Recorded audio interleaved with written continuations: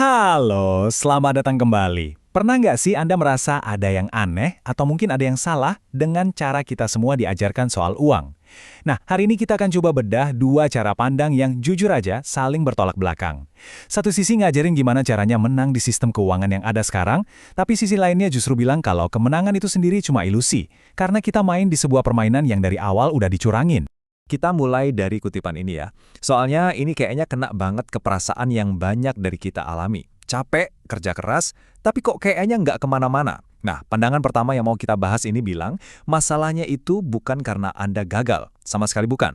Tapi karena kita semua tanpa sadar lagi main pakai buku aturan yang salah. Menurut pandangan ini, akar masalahnya tuh ada di sini. Sistem pendidikan kita itu kan warisan dari era industri. Jadi, tujuannya bukan buat nyiptain pemikir keuangan yang kritis, tapi buat nyetak pekerja yang patuh.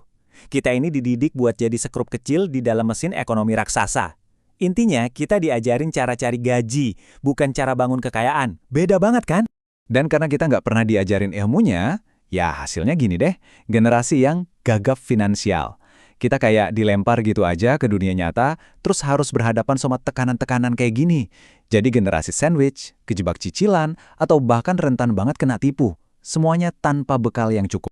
Coba deh perhatiin alurnya. Kita dididik buat masuk ke jalur yang udah ada. Kerja, dapat gaji, terus gajinya dipakai buat konsumsi. Kita kejebak di apa yang disebut perlombaan tikus. Tiap kali pendapatan naik, pengeluaran juga ikutan naik. Dan ini teman-teman bukan kebetulan, ini by design. Kita dilatih buat jadi konsumen yang baik, bukan kreator kekayaan. Oke, kalau aturan yang diajarin di sekolah itu salah, terus aturan yang benar gimana dong? Nah, ternyata orang-orang yang sukses secara finansial itu nggak main pakai aturan yang sama kayak kita. Mereka punya buku pedoman yang beda. Yuk, kita coba intip sedikit isinya. Nah, ini dia. Aturan pertama yang paling fundamental dan paling penting. Bisa bedain mana aset, mana liabilitas. Kedengarannya simpel ya, aset itu masukin uang ke kantong, liabilitas itu keluarin uang dari kantong. Tapi paradigma ini mengubah segalanya. Contohnya, rumah yang Anda tinggali, yang ada KPR-nya, ada biaya perawatannya, itu sebenarnya liabilitas, bukan aset.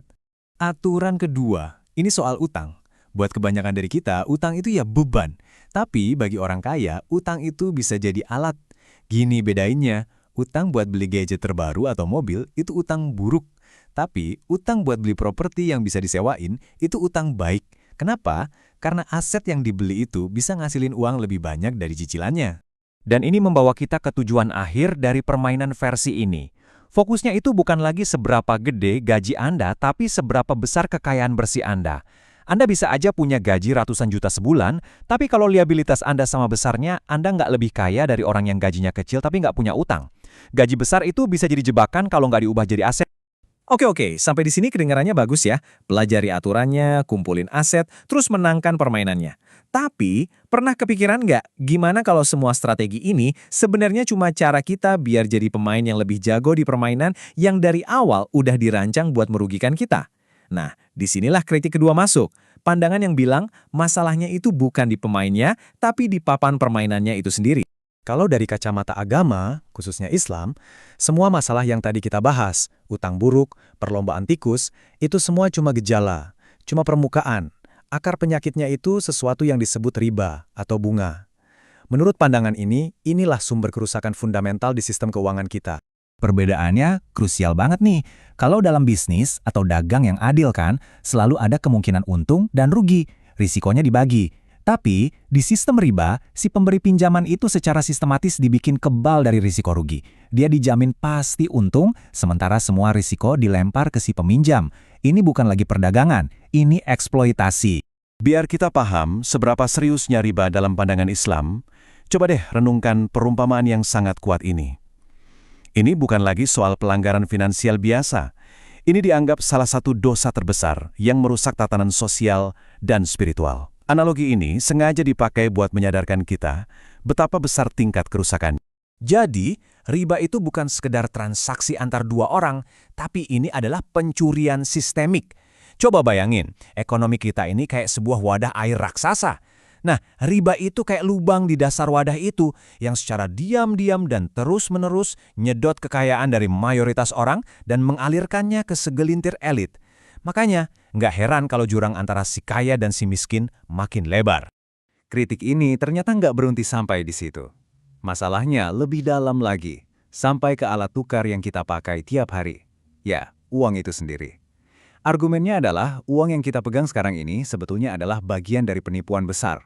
Menurut pandangan ini, uang yang sejati itu kayak emas dan perak. Dia punya nilai intrinsik, nilai yang ada di dalam dirinya sendiri. Sebaliknya, uang kertas modern itu pada dasarnya uang palsu. Nilainya itu bukan dari kertasnya, tapi cuma dari janji pemerintah. Sebuah janji yang, sayangnya, terus-menerus dilanggar lewat inflasi. Dan ini buktinya. Lihat deh gimana daya beli uang kertas itu hancur lebur seiring waktu. Ini bukan cuma fenomena ekonomi biasa, ini adalah bentuk pencurian yang tersembunyi. Setiap kali pemerintah nyetak uang baru, nilai uang yang Anda simpan di bank itu berkurang. Uang Anda itu kayak es batu yang dibiarin di bawah matahari, meleleh pelan-pelan tanpa Anda sadari. Nah, karena itulah uang kertas modern ini disebut palsu, curang, dan haram. Karena nilainya yang terus-terusan turun, dia gagal total memenuhi fungsi dasar uang, yaitu sebagai penyimpan nilai. Mencoba nabung buat masa depan pakai uang kertas ini sama sia-sianya kayak mencoba ngisi ember yang bocor. Jadi, kita sampai di sebuah persimpangan.